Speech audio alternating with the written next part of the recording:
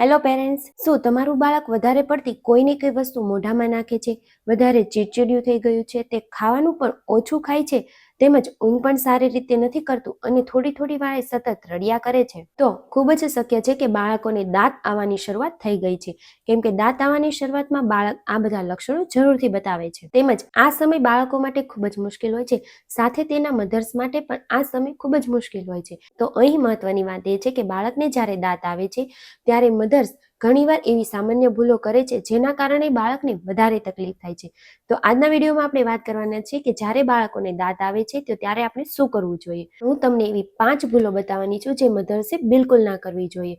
તો ચલો વિડીયોની શરૂઆત કરીએ. તો ભૂલ નંબર 1 છે કે બાળકોને તીથર વધારે પડતું ઠંડુ ના આપવું જોઈએ. ઘણીવાર મધર એવું કરે છે કે તીથરને ફ્રીઝરમાં મૂકી દે છે અને 4 થી 5 કલાક માટે રહેવા દે છે, જે વધારે કઠણ અને વધારે ઠંડુ થઈ જાય છે. કેમ કે મધર્સ એવું લાગે છે જેટલું વધારે ઠંડુ તીથર હશે એનાથી બાળકોને વધારે આરામ મળશે, પરંતુ પેરેન્ટ્સ આ વાત બિલકુલ ખોટી છે. વધારે કઠણ અને વધારે ઠંડુ તીથર બાળકને નુકસાન કરી શકે છે.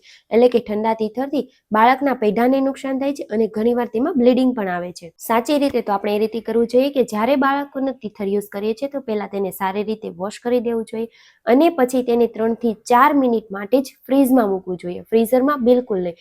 3 થી 4 મિનિટ માટે ફ્રીઝમાં મૂકી તે આપણે બાળકોને આપી શકીએ છીએ, જે વધારે ઠંડુ નથી થતું અને બાળકોને પણ તે આરામ આપે છે. ભૂલ નંબર 2 છે ટીથિંગ જેલનો ઉપયોગ. માર્કેટમાં ઘણી એવી ટીથિંગ જેલ મળે છે જેમાં વધારે પડતું કેમિકલ હોય છે, જે બાળકોના પેઢાને સૂન તો કરી દે છે, પરંતુ તે બાળકના ગળા પર અસર કરે છે, બાળક ખાવાનું પણ ઓછું કરી દે છે, અથવા તો બાળકોને દૂધ પીવામાં પણ ઘણી એવી મુશ્કેલી થાય છે. તો તેના બદલે આપણે શું કરવું જોઈએ? પહેલા તો આપણા હેન્ડ વોશ સારી રીતે કરી લેવા જોઈએ, પછી આપણે આપણી સાફ આંગળીના ટેવેથી બાળકોના પેઢા પર હળવા હાથે મસાજ કરવી જોઈએ, જે સૌથી વધારે સેફ અને ઇફેક્ટિવ રીત છે. ભૂલ નંબર 3 છે કે ટીથિંગ નેકલેસ અથવા તો માળા પહેરાવી. ઘણા લોકોનું એવું કહેવું છે કે જો બાળકોને આ માળા પહેરાવવામાં આવે તો બાળકોને દુખાવો પણ ઓછો થાય છે, બાળક ઓછું પણ રડે છે, પરંતુ આ કોઈ એક વૈજ્ઞાનિક પુરાવો નથી. તેના બદલે જો તે માળા તૂટી જાય તો તે બાળકના ગળામાં પણ ફસાઈ શકે છે. એટલા માટે જો કોઈ બેસ્ટ હોય તો તે છે સિલિકોન તીથર, જે બાળકો માટે બેસ્ટ છે. નંબર 4 છે જે મધર્સ ખાસ કરીને ભૂલ કરે છે, એટલે કે બાળકોના પેઢા પર મધ લગાવે છે. ઘરના મોટા વ્યક્તિઓ એવું કહે છે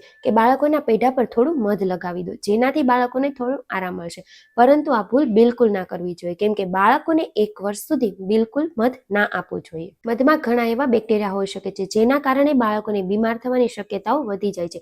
એટલા માટે 1 વર્ષ સુધી બાળકોને મધ બિલકુલ ના આપવું જોઈએ અને પેઢા પર તો બિલકુલ ના લગાવવું જોઈએ. ભૂલ નંબર 5 જે ઘણા પેરેન્ટ્સ કરે છે, એટલે કે બાળકોને દાંત આવે ત્યારે તાવ આવે છે, પરંતુ ઘણા પેરેન્ટ્સ એવું માને છે કે બાળકોને દાંત આવે એટલે તાવ આવે જ, પરંતુ જો તાવ 100 અને 102 ની વચ્ચે હોય તો તે તાવ દાંતના કારણે પણ નથી હોઈ શકતો.